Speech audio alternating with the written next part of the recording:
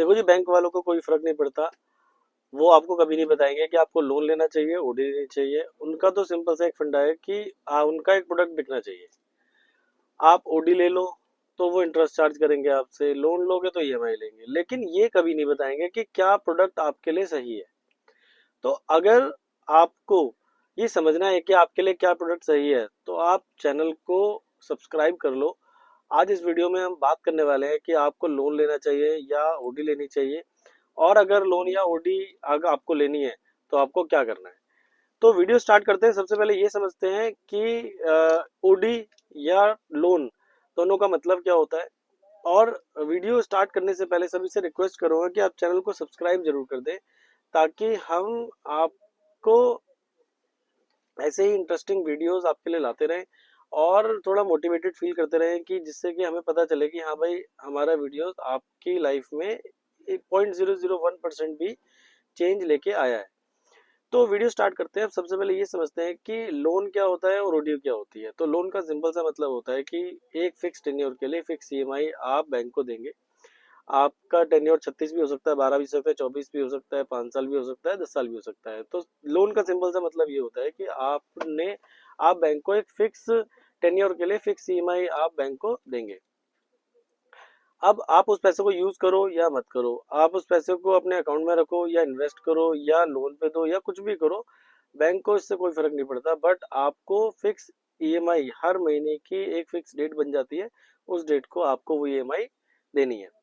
अब अगर हम ओडी की बात करें, तो ओडी में आपको तब इंटरेस्ट देना है जब आप पैसे को यूज करोगे।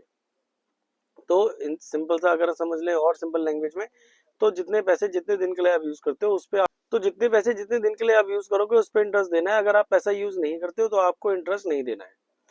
तो अब जो ओडी होती है, ओडी भी कितने तरीके की होती है। ओडी भी दो तरीके की होती है, कि सिक्योर्ड होती है, कि अनसिक्योर्ड होती है। तो सिक्योर्ड और अनसिक्योर्ड का मतलब क्या होता है। सिक्योर्ड का मतलब जिसमें आपकी घर प्रॉपर्टी, मकान, दुकान, कोई वेयर हाउस आपने बैंक के पास गिरवी रखा हुआ है, उसके अगेंस्ट में बैंक ने आपको एक लिमिट दे रखी है। अनसिक्योर्ड का मतलब जिसमें आपने घर, दुकान, मकान, कोई वेयर हाउस, कोई गाड़ी, गोल्ड, कुछ भी चीज बैंक को गिरवी नहीं रखी, आपको बैंक ने बिना किसी मॉर्गेज के आपको ओडी दे रखी है। अब आज इस वीडियो में जो हम बात करने वाले हैं वो अनसिक्योर्ड लोन और अनसिक्योर्ड ओडी के बारे में बात करने वाले हैं। तो अब जैसे हमने समझा कि अनसिक्योर्ड ओडी हमें आप अनसिक्योर्ड ओडी के लिए हमें कुछ भी चीज गिरवी नहीं रखनी, वैसे ही लोन के लिए हमें कुछ भी चीज गिरवी नहीं रखनी।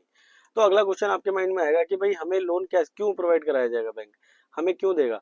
तो बैंक आपको जो अनसिक्योर्ड लोन देगा वो दे देगा जो तीन चीजों को देख के देगा। एक आपका सिविल कैसा है, एक आपकी टर्नओवर कैसी है, एक आपकी बैंक स्टेटमेंट कैसी है।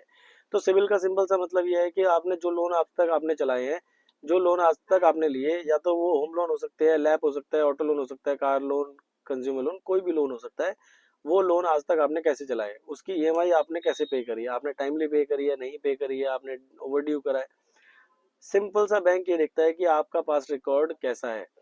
तो सिबिल जो .com है, सिबिल ये सारी चीजों का ट्रैक रिकॉर्ड रखता है, और इस ट्रैक रिकॉर्ड के बेस पे आपको एक रेटिंग प्रोवाइड करता है। तो अगर आपकी रेटिंग 750 से ऊपर है तो इसका मतलब अच्छी रेटिंग मानी जाती है। इसका मतलब आपने आज तक कोई डिफॉल्ट नहीं करा, आपने जितने लोन चलाए बढ़िया चलाए हैं, कोई दिक्कत नहीं है।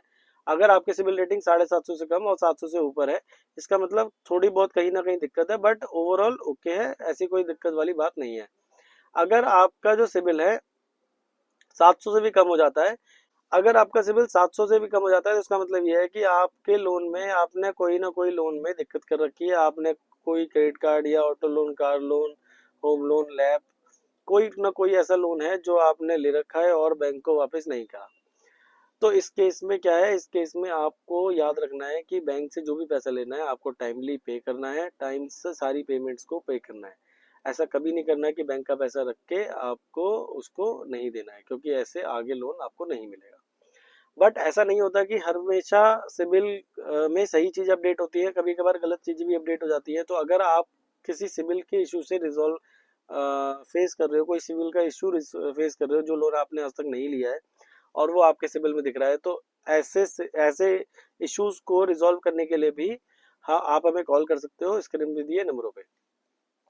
तो आगे बढ़ते हैं कि अब दूसरा पॉइंट क्या है जो बैंक देखेगा, वो देखेगा हमने हमारी टर्नओवर। टर्नओवर का सिंपल सा मतलब ये है कि जो GST 3B में आप टर्नओवर बुक करते हो। जीएसटी 3B का मतलब जो जो जो जो सेल आप गवर्नमेंट को दिखाते हो कि भाई मेरी सेल इतनी है।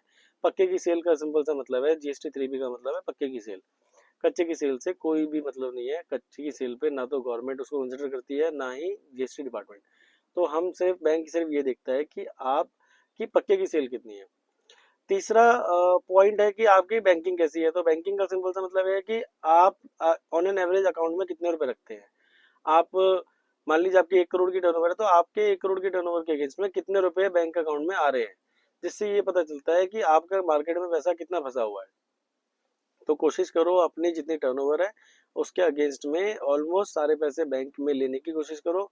और अगर थोड़ा बहुत मान लो 10-15% आपकी उधारी भी है तो भी चलेगा। 80 से 90% आप कोशिश करो कि अकाउंट में लो। तो ये तो ये तीन चीजें देख के बैंक आपको आपको लोन प्रोवाइड करता है। तो अब जब हमने ये समझ लिया है कि अनसिक्योर्ड लोन क्या होता है, अनसिक्योर्ड ओवरड्राफ्ट लिमिट क्या होती है, तो अब ये समझते हैं कि दोनों के क्या पर्पसेस हैं। तो लोन हमेशा ऐसी चीज के लिए लेना चाहिए, जैसे आपने मशीन ली जिसमें आपको एक साथ 10 लाख रुपए लगाने, लेकिन एकदम से पैसे आपके पास नहीं आएंगे, धीरे धीरे आते रहेंगे। तो इसमें क्या है, आपने लोन ले लिया, धीरे धीरे आपके 5 साल में आप डेट फ्री हो गए। आपने आपके जो लोन लिया था वो आपने जीरो कर दिया। इस ये क्या है, कैपिटल एक्सपेंडिचर है। कैपिटल एक्सपेंडिचर का मतलब जो पैसा एक साथ लगेगा लेकिन एक साथ आएगा नहीं। तो ऐसे खर्चों के लिए हमेशा लोन लेना चाहिए।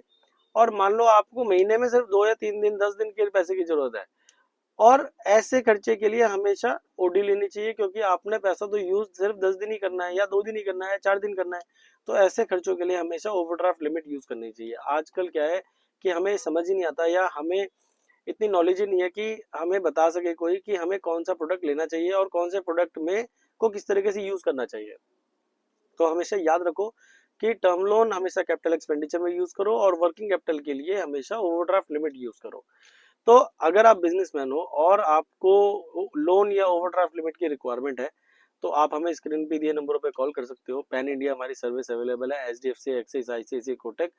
अगर एनबीएफसी की बात करें तो बजाज, टाटा, चोला, पूनावाला, पीरामल, ये ऑलमोस्ट सारे बैंक, सारी एनबीएफसी हमारे पैनल पे हैं। हम आपको गाइड करते हैं कि आपको किस प्रोडक्ट की तरफ जाना चाहिए। हम आपकी फाइल पहले अपने पास रिसीव करते हैं, देन आपकी फाइल को जज करते हैं कि आपकी फाइल को में क्या कमी है या क्या पॉजिटिव पॉइंट्स है, और उसके बेस पे आपकी फाइल एक पर्टिकुलर बैंक में भेजते हैं, जिससे कि आपके अप्रूवल होने के चांसेस बढ़ जाते हैं। क्योंकि सारे बैंक सारे कस्टमर्स को लोन नहीं करते, और सारे जो कस्टमर हैं, हर कोई कस्टमर सारे बैंक, तो सारे कस्टमर क्या है, सारे बैंकों के लिए एलिजिबल नहीं होते हैं। तो हम क्या कोशिश करते हैं कि हम पहले आपकी फाइल अपने अपने पास मंगाते हैं, उसको रीड करते हैं, उसकी ये नंबर ऑफ आपसे कुछ बेसिक जो बेसिक चीजें वो कंफर्म करते हैं कि आपकी टर्नओवर कितनी है, ईएमआई कितनी है, कितनी आप ईएमआई दे रहे हैं, कितने नंबर ऑफ लोन चला रहे हैं।